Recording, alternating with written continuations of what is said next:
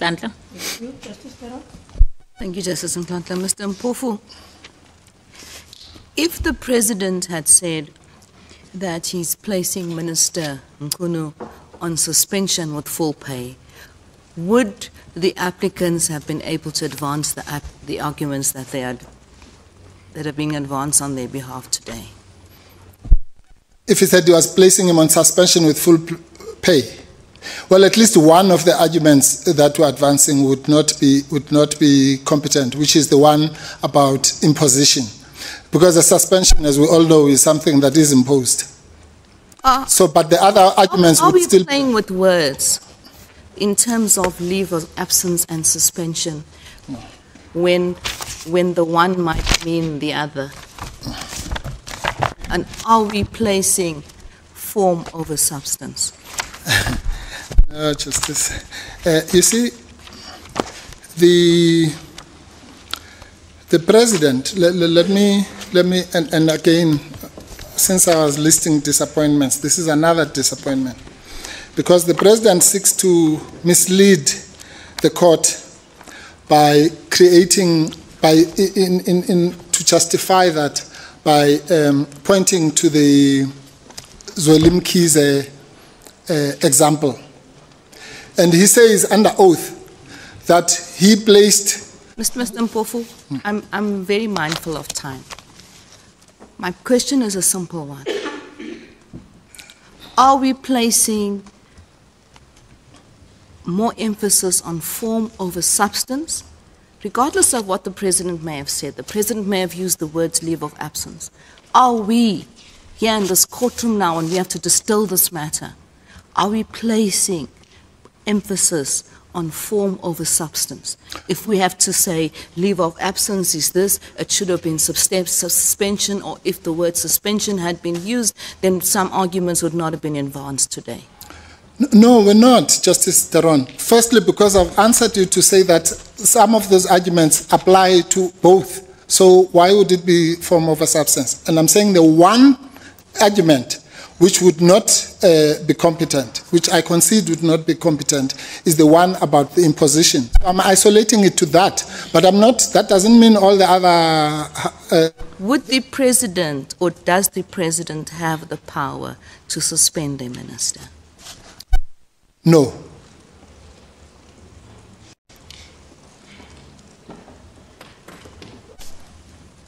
And what do you advance as authority for that submission? Because it goes back to where we started. That power can only, since we all agree, all of us in the room agree that there's no express power. That can only be found on implied powers. Okay? So there are two reasons. When the Constitution wants to, when the Constitution wants to afford the President the power of suspension, it says so. It says so in section 177(3), I think.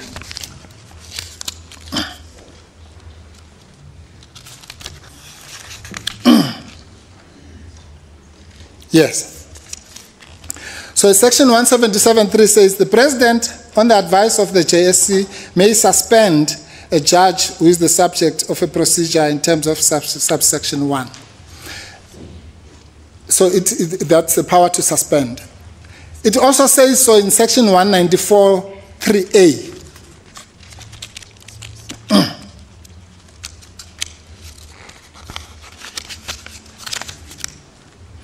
Section 194(3)(a) says the President may suspend a person from office at any time after the start of the proceedings of a committee of the National Assembly for the removal of that person.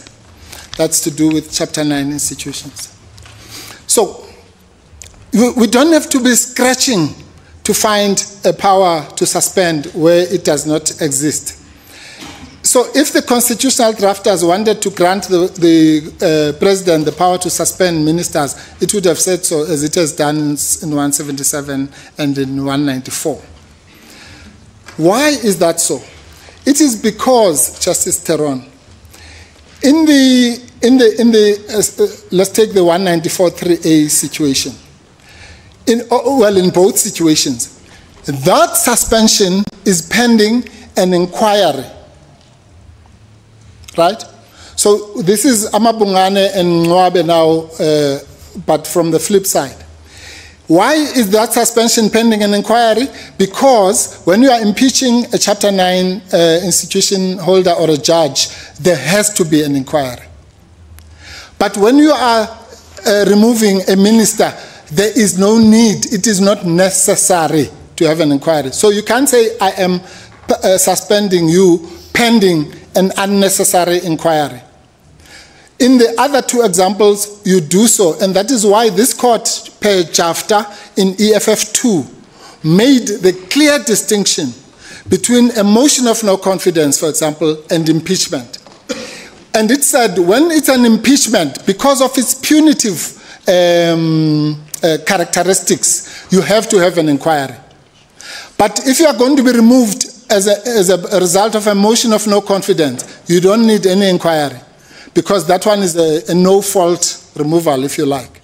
Yes, I was listening quite carefully to your interaction with my sister Justice Chitri when she referred you to EFF1, Yeah. and you accepted as what is stated there that where reliance is placed on Section 83 to establish exclusive jurisdiction, the exclusive jurisdiction of this court, it has to be coupled with another express obligation on the part of the President.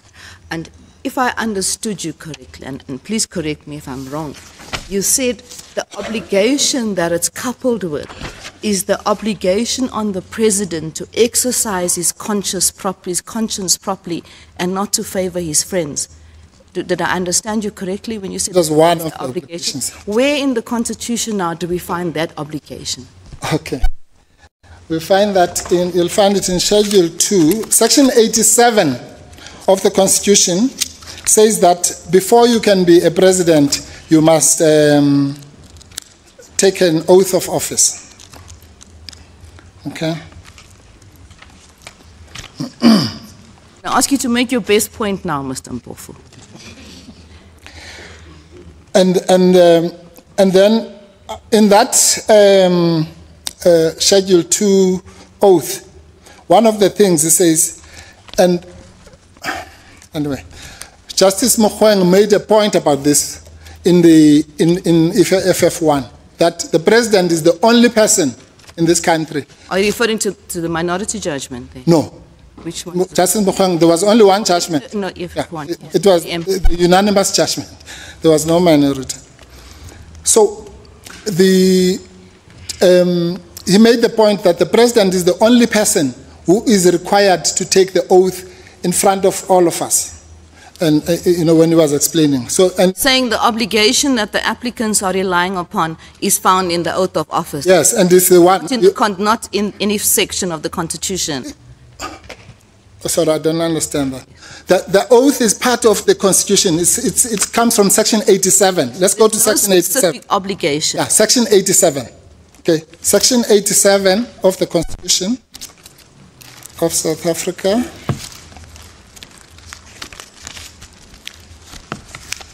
Which is also in Chapter 5. Looking for a specific obligation. Yes. Mr. Mpofu. Okay, I won't even preface. I will always discharge my duties with all my strengths and talents to the best of my knowledge and ability and true to the dictates of my conscience. That's what, when I refer to the conscience, I was referring to this, okay? Dictates of my conscience. What does that mean? It means I'm not going to say because it is this one or that one, I'm going to be biased in their favor. Define the obligation for me, please, Mr. Mpofu. Act according to the dictates of your conscience is an obligation found in this book. Yes. It is. Finish my question. For that my question, please. For that leg, yeah. is that the express obligation that the applicants then are relying on, the express obligation that has to be coupled with Section 83. I'm just trying to understand. It's one of them. Which is the other? I said, the other one, I made the example to Justice Chikri, I traced it to Section 98. And I said that once you have decided to appoint an acting minister, once you have exercised that choice, then you have an obligation to ensure that it's a member of the cabinet that is appointed. That's a duty that only one person can. Is it an obligation or a jurisdictional fact that must exist? Well, an obligation can be a jurisdictional fact. It's not one or the other. The fact that something is exclusive jurisdiction. Yes. Obligations in relation to exclusive jurisdiction. Yes. Because let me finish my question, please. If it's a jurisdictional fact, then that doesn't go to exclusive jurisdiction. Why? Why? If you say, for you as the president to let's say to appoint a director of public prosecutions, that person must have an LLB. That's a jurisdictional fact. Let me try and make it simpler. In order for this court to have jurisdiction, and where reliance is placed on Section 83, it must be coupled with another express obligation of the president, not a jurisdictional fact that must exist before the powers in 83 can be used. No. It's not the law says it must be coupled with another duty, which is president-specific and agent-specific. And I've just given you two. One. I've heard you, Mr. Mpofu. Yes. Let's move on. Yes. Okay. Now let's go to direct access. Yes. And urgency. If I understand the applicants, they rely primarily on costs and on expenditure in relation to why direct access to this court is justified. Now, this is my question. If I didn't understand, you'll correct me. Does the possible expenditure to be incurred as a result of the decisions of the president which are being impugned meet the standard of exceptional circumstances that this court has held necessary for direct access to be granted? No, not on its own, obviously. That's not what we are pleading. We are saying that the matter is self-evidently urgent, and nobody seems to have a problem with that. We are saying on top of that, this is a matter of the utmost public importance. I don't think I need to motivate that. And we're saying that the cluster of these decisions is such that they are about to be implemented in 2 days' time. At least the one decision of the appointment of the so-called acting minister. And the other decision, which is the judicial commission, which we say is illegal, is already, I think it has already started. There was a press conference yesterday. So so it's not just a question of cost, in that sense. It's a question of saying, is it in the interest of anybody that billions and billions must be spent in what might then be found in 2 or 3 years' time to have been an illegality? Obviously not. Is it in the interest of the country or anybody that there should be an acting minister that we might find in 3 years' time was not properly appointed? Obviously not. And that's why it's urgent, because the implementation in the one case has already started, in the other cases in 48 hours. In relation to the applicant's claim for direct access, could the applicants have approached the High Court for interim relief in respect of the appointment of the acting minister or in respect of the Commission not starting its work immediately? No, because the issue about I'm not sure whether we're talking about exclusive jurisdiction or direct access. As far as direct, let me make it clear. Yeah.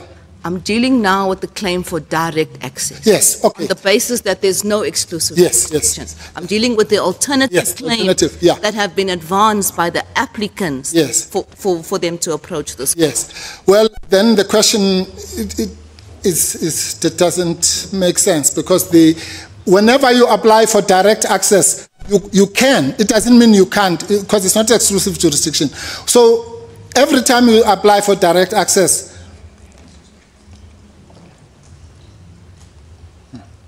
so every time... Mr. Mpofu, yes, just... I request that you at least answer the question. Yes. If you don't understand, ask it to be understood. No, I understand. Don't say the question doesn't make sense. No. I don't mean it in a negative sense. I said that I'm the stupid one here. Yeah. So I'm saying it doesn't make sense to me. Yeah. Because my understanding, Justice Teron, if you took it differently, I'm saying that every time, when you ask for direct access, it does not mean you can't go to the High Court, because that's a question of exclusive jurisdiction.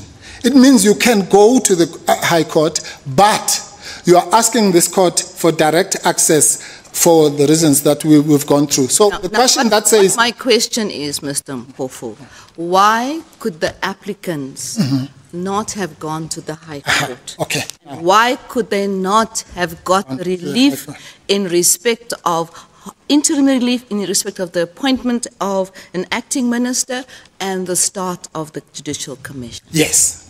Okay. Now I understand the question. Because, one, the matter is of the utmost urgency. Two, it is a matter of public importance. Three, it raises important and novel constitutional questions which would inevitably end up in this court.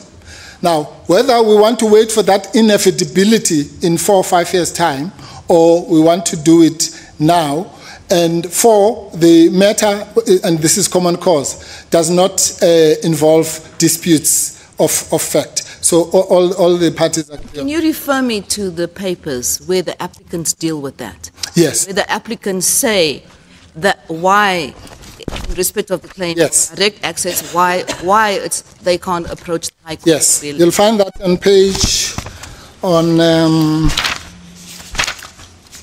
and by the way, in the respondent's answering affidavit, there's no response to this.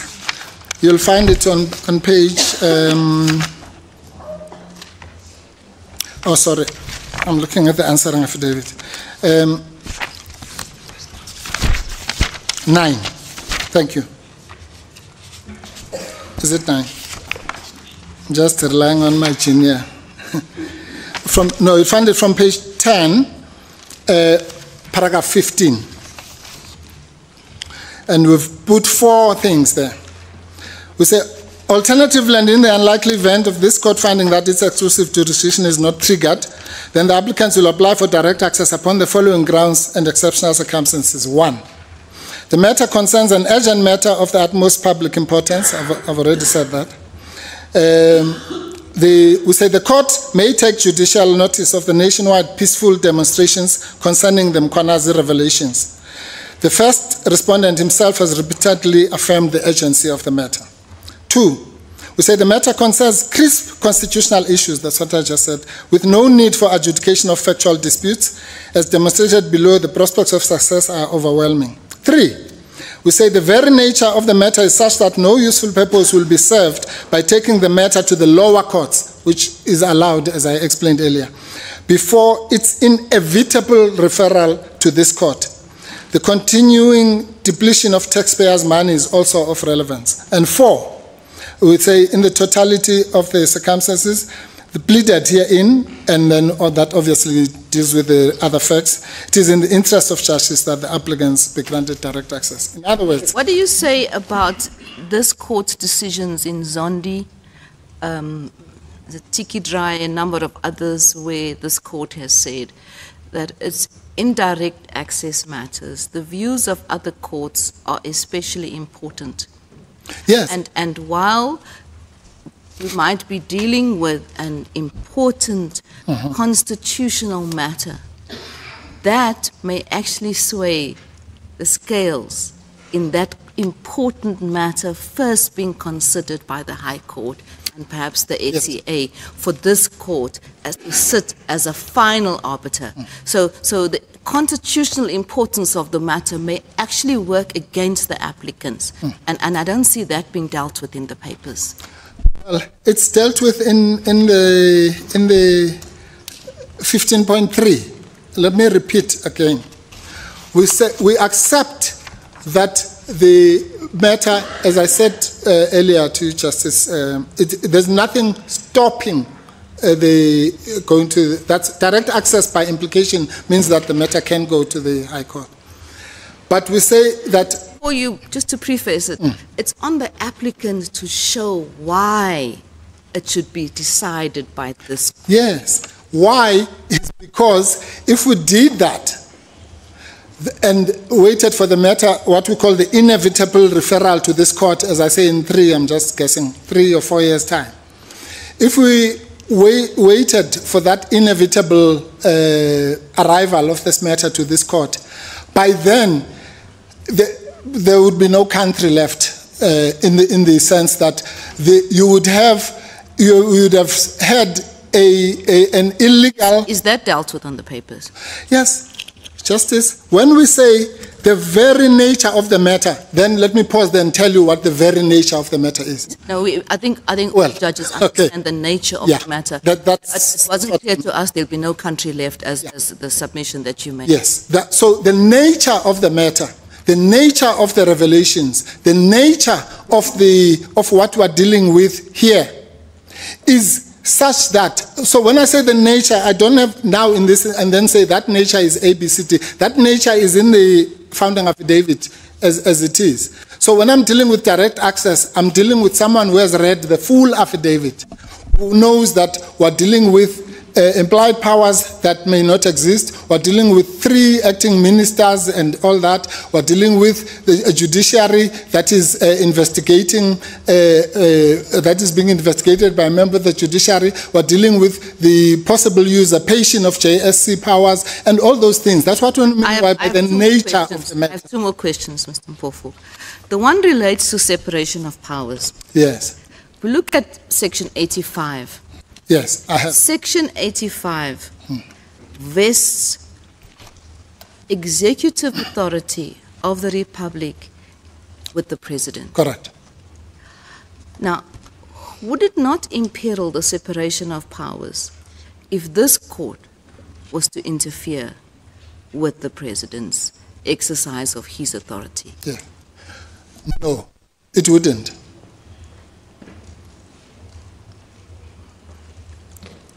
It wouldn't, Justice Teron, because all the cases, including all the cases against the President that were ever brought to this court have made that point, that the general rule is separation of powers, but the exception to that general rule is the standard of rationality. That's right. So the fact that the President can, we're not in England where the Queen can do whatever they want. Here we have a constitution, so the President can do whatever he wants, but it must be rational. And who are the determinants of rationality? Judges. So the only place, once you feel that the President has done anything that's irrational, there's only one place where you can go to. It's a court of law. If that court of law is going to say, well, go back to the President, well, then we'll have no country again. Mr. Mpofu, if the court is not with you on the merits, what are your submissions about costs? The 2 applicants, at least, well, in short, BioWatch applies. Now, the applicants, and I think, have made numerous allegations that don't directly relate to the merits in this matter. They refer to the president protecting Minister Nkunu because he's a political ally. They refer to Phala Phala. They refer to State Capture Commission, which don't directly relate to the legal questions in this matter. In what ways, Justice? And if they don't directly relate to the legal questions, is the applicant's primary goal political? And should they be spared from costs?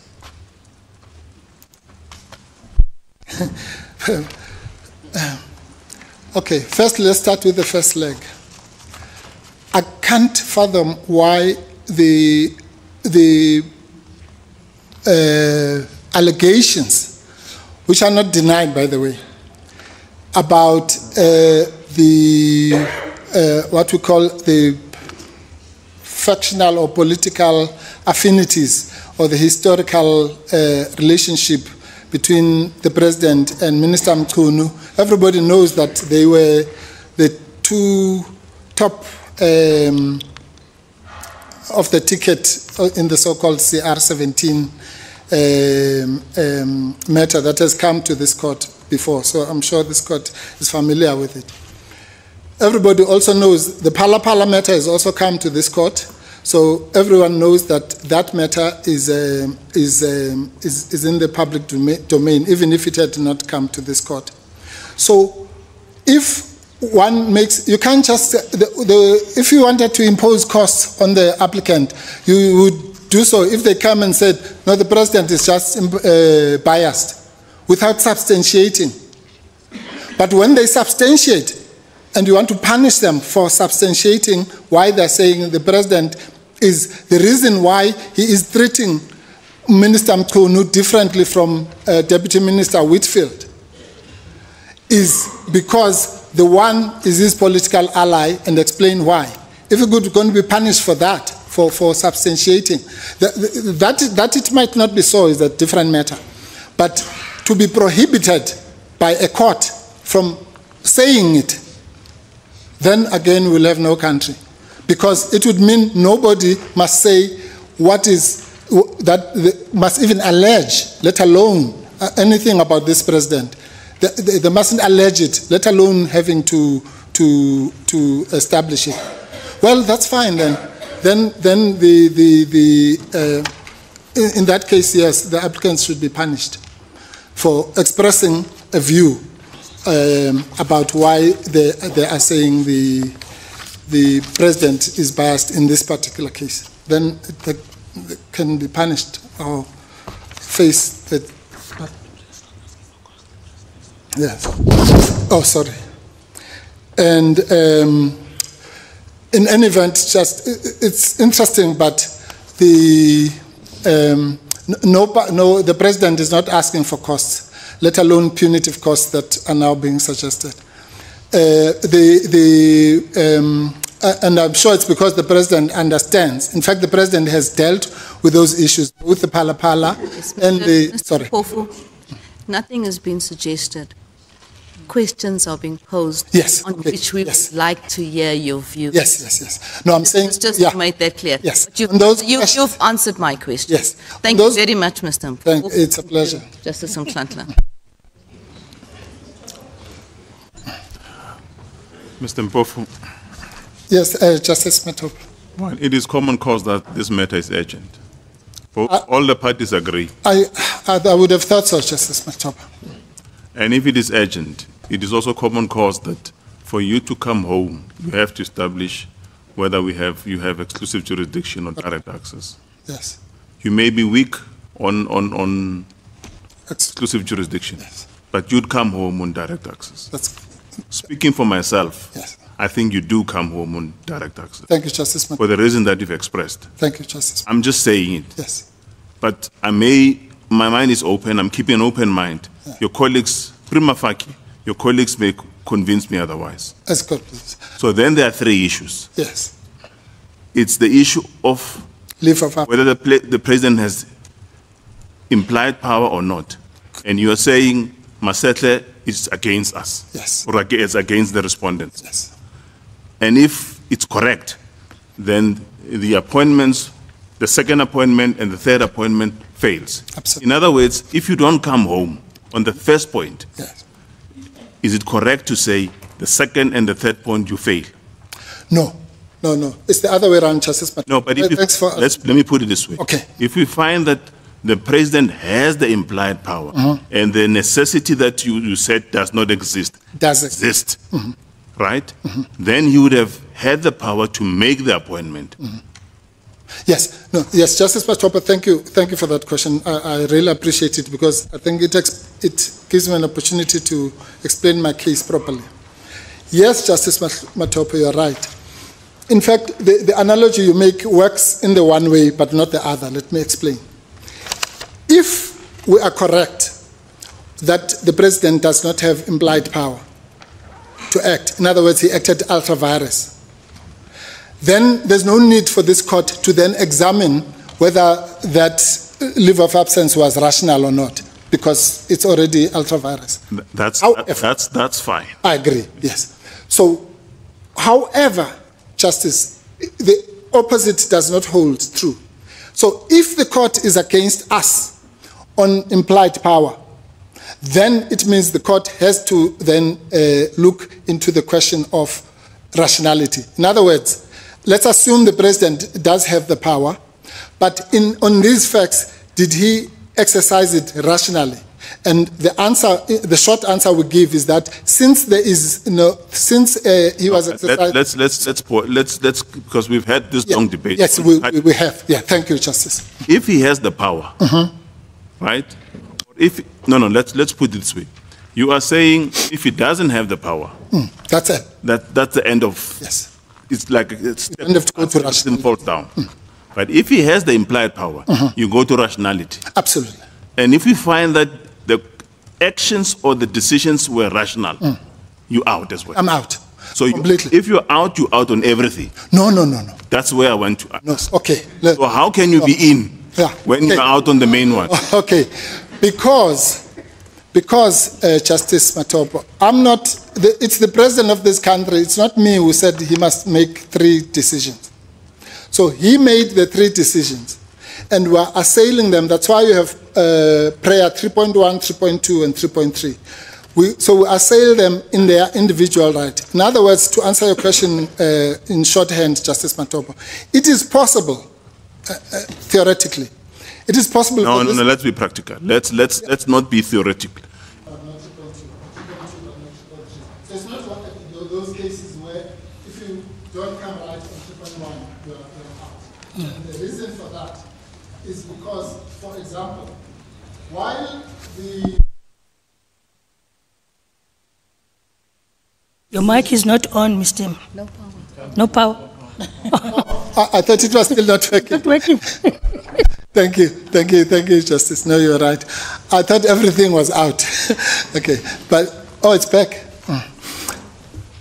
So I'm saying, Justice Matopo, pardon? I'm saying the mics are on. Mine is on, yes. I'm saying that the Judicial Commission decision, for example, can be viewed on its own, it can be impugned, let me put it that way, on its own. In other words, you could say the president has the power.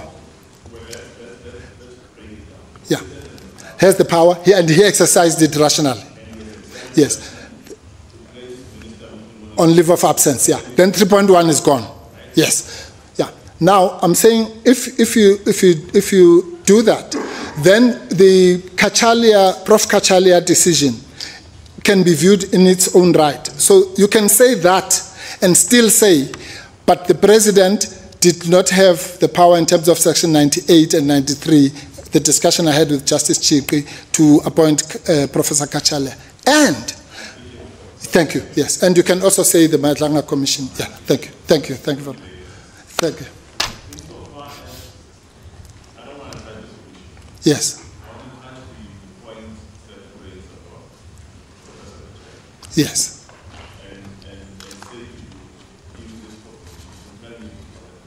Yes. Yes.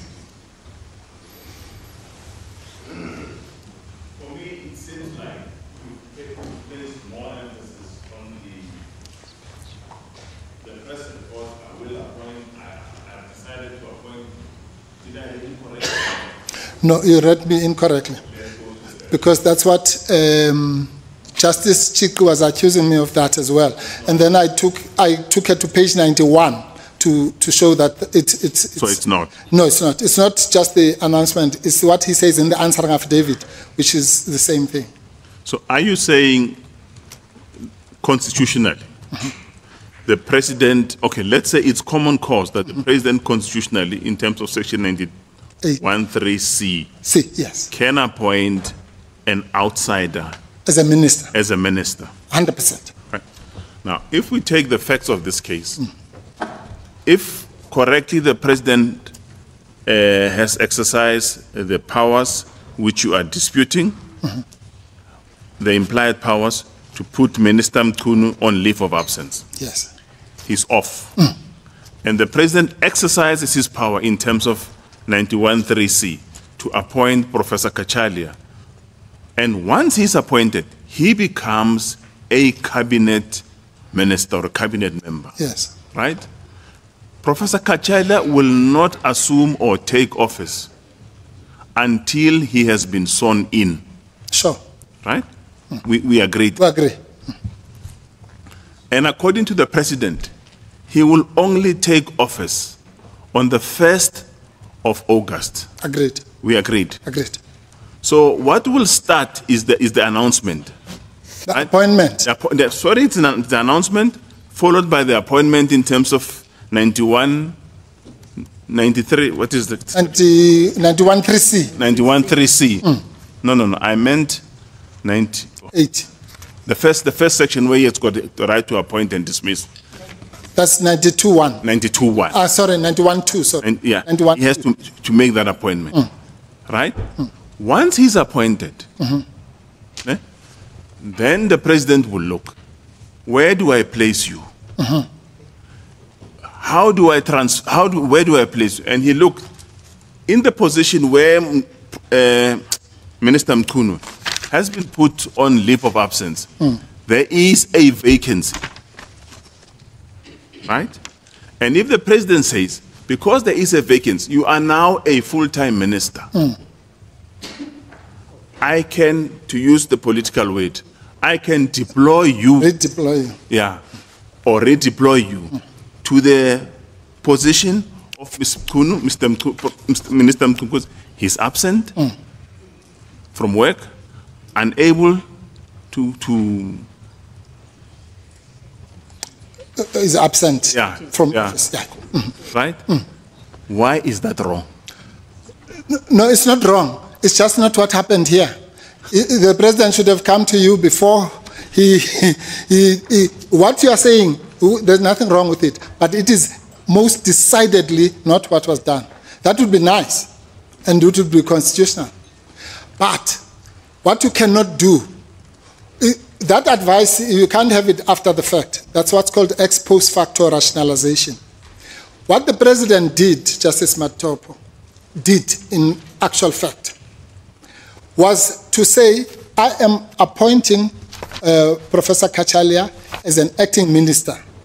And he says that not just in the announcement, as I've explained to Justice Chikri, he even says it in his answering affidavit.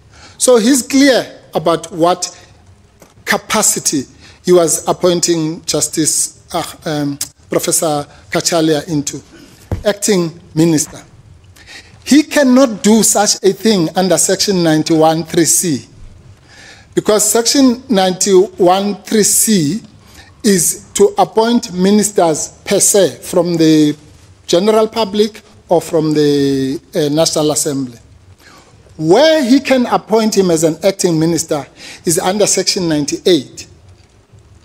But the problem he has there is Section 98 says, for me to make you an acting minister, you must already be a cabinet minister. But you would be a cabinet minister in terms of 91(3). No. But you said it's...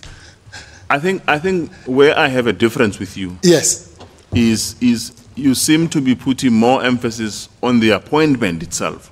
Yes, but On the announcement, sorry. no. Yeah, you seem to be putting emphasis on the announcement. Let me put it this way. Page 91, paragraph 57 of the I think it's volume 1 or volume A, I think it's what it's called. And that would be what? Under which heading? Just That's the first, page 91, paginated page 91, Justice Mato.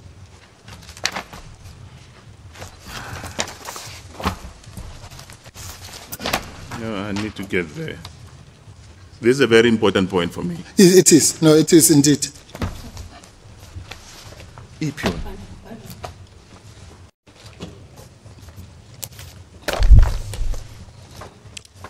Yeah, what paragraph is that? 57, Justice.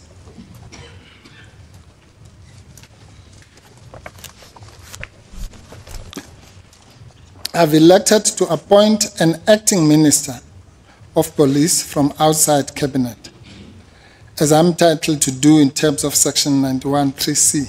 That's a misstatement of the law. Section 91(3)(c) does not entitle him to elect to appoint an acting minister of police. The section which he was obviously oblivious of, which entitles him to appoint an acting minister, is section 98. But Mr. Mpofu, I think we're quibbling with words. There is no way that the president could have appointed an acting minister from outside. Well, that's what he says, under oath. So we must tell him he's lying. There's no way, but there's a way, because that's exactly what he did. No, I can't take it any further. Well, we wouldn't be here, Justice Matopo. The only reason we're here is because the President Ramaphosa says, I swear before God that I have elected to appoint an acting minister of police from outside the cabinet. But is this not the debate that you have with my sister Teron, that we put in form over substance? Well, maybe. It looks like it is. But the point is... But it looks more like it looks more like it, not any other way. But no, Justice Matopo, with the greatest respect, what you are doing is actually doing the right thing, that no president in his right mind could appoint an acting minister from outside the cabinet in terms of 93(1)(c). We agree. It is wrong. Thank you. Yeah.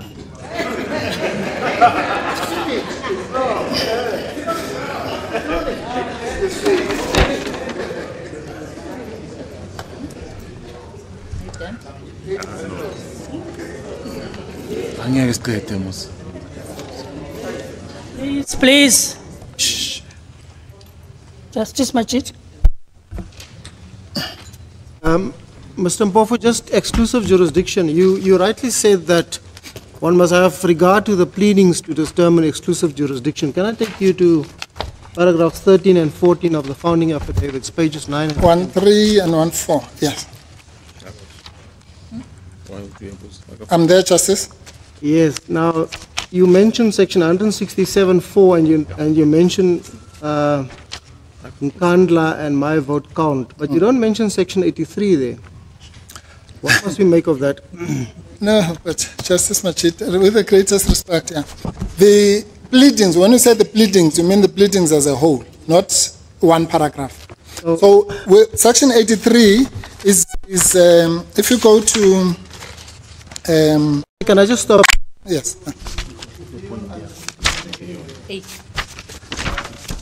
Page 9C, exclusive jurisdiction and direct access. Yeah. Then you deal at 13 and 14 with exclusive jurisdiction. Then 15 you... Yes. No. There's nothing wrong with that, Justice Machit. All I'm saying is that when you look at pleadings, you look at the pleadings as a whole. So if you go to paragraph 39, you'll see where, 40 rather, where we outline the requirements of section 83, okay? And if you go to, where it says the president must uphold, defend, and respect the constitution as supreme law or whatever, then you'll also find in... Mr. Mpofu, sorry to interrupt you, but I mean, here you're dealing with the merits of the case. You've dealt with exclusive jurisdiction and direct access. These you quote in the context of these three issues that we did. Yes, but that's what it means when it says the pleadings. It means the pleadings, including the merits. The pleadings, Is that your as answer? they stand. Is that your answer? Yes.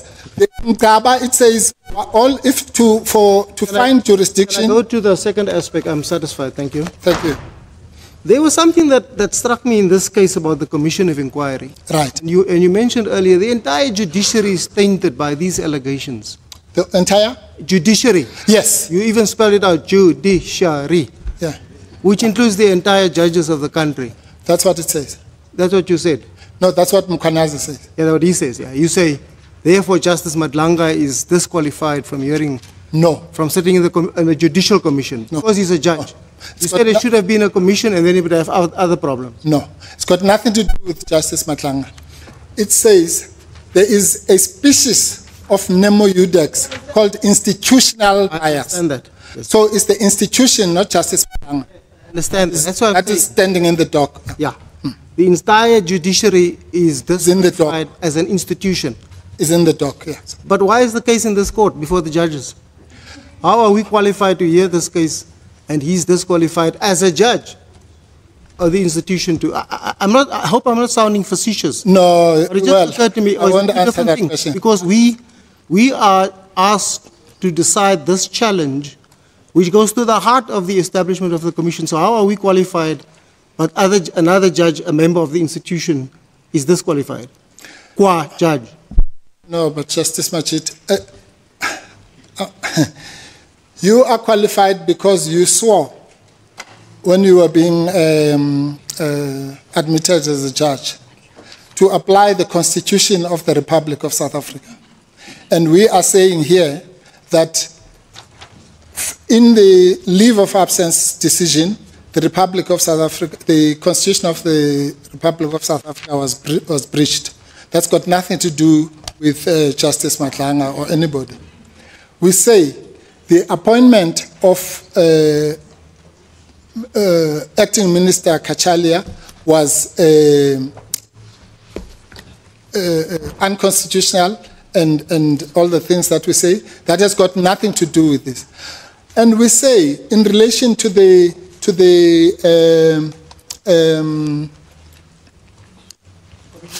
commission that the judiciary is conflicted. I'm putting it colloquially. Now, every time, in fact, when you do a recusal, you do it to the judge. So the judge can say, well, why are you asking me? What is that? Because the judge is compelled by his or her oath of office, even when the recusal is against him or her, to adjudicate it. So, I don't understand it. I mean, you're talking about an institution, the judiciary, but I hear you. I hear your answer. Now, just lastly, you say, and I'm dealing with a leave of absence, because as you say, but for the leave of absence, we wouldn't have had an appointment of the professor. Now, you say there are only two possibilities in the exercise of his presidential prerogative. The president can only appoint and dismiss. There's nothing in between. There's no room for suspension or placing on leave, as he calls it. well, I say two things. I say, to the extent that leave of absence is definitely no power for the reasons that I've explained, because you can't place someone on leave of absence. But if you take Justice Theron's formulation to say, okay, well, let's arose by any name. Let's say it was a suspension. Then I've answered that. I referred the court to 177 to... Can I ask you about 177 then? Yeah. Because we've heard that 177 deals with a judge being removed from office, and 194 deals with head of Chapter 9. Of Chapter 9 institutions. Is the word suspension there not deliberately used because there are other actors at play here? It's not just the president who takes a decision, I'm going to appoint or dismiss a minister, but here we have the National Assembly, That must through a vote. Sorry, Justice. Oh, sure. Must through a vote to remove them, a judge or a Chapter 9 institution holder. Is that not the reason why the President is expressly given the power to suspend there? And therefore, there is no such express provision here, because it's his prerogative, it's his discretion, it's his power. He's empowered to do so without any outside actors like the National Assembly. No, firstly, because even in the other, if you look at 194.3, 194.3a is also a prerogative, so that's not a reason. There, the National Assembly plays a role. Do you accept that? No, of course. That's for a different reason. That's because it's a punitive removal. And because it's a punitive removal, this court said in AFF 2, because it's a punitive removal, you must have a process, a disciplinary process, for lack of a better word. You must. It's necessary. That's where the necessity test comes in. There, you said, Justice Machiti Mngwabe, that the test is necessity. In those examples that are giving me, it is necessary because there has to be an inquiry. And that's why Justice Jafta and Justice Zondo, for that matter, even in the dissent in AFF 2, made the distinction between an impeachment and a motion of no confidence. The one requires an inquiry because it is punitive, but the other one, because it's a prerogative, in this case, it's a prerogative of Parliament, let's say, to remove you in a motion of no confidence. You don't need an inquiry, so it's not necessary.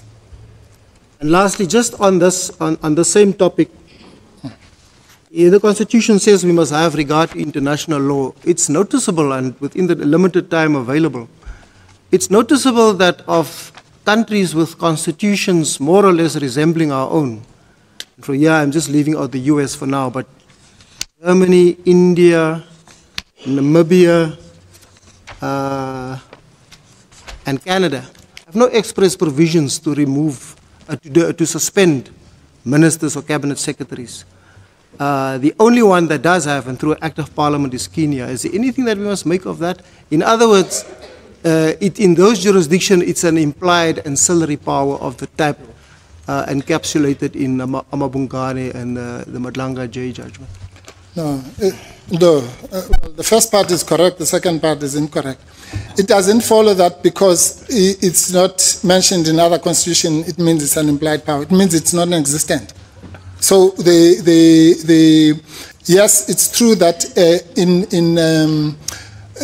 in fact, to be fair, even in the so-called common law countries, because this thing comes from Britain in the end,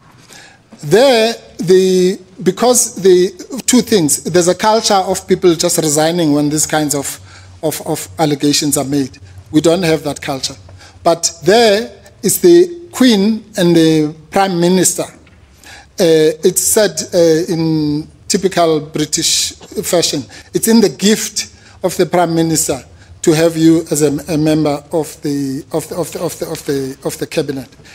But here, the point I was simply making, Justice, was that you can't imply, if you use the test that you gave in Mngwabe and the test that's given in Amabungane, and for that matter, the test given in Masetla, you can't imply that the power to place on special leave, assume there's such a thing, the power to place on special leave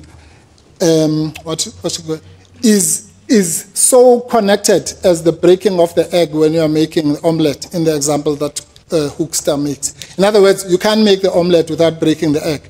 So you can't say you can't dismiss without leave of absence. That would be far-fetched. That means that if a minister is accused in the public domain of something that's less serious than would have warranted removal, the president must then dismiss. There's no in-between. There's only appointment and dismissal. Yeah, can dismiss or retain. There's nothing wrong with him retaining. There's no via media. No, there can't be. The only via media, it can't be in our heads. The via media must come from the law. That's what Fetcher says. Thank you. So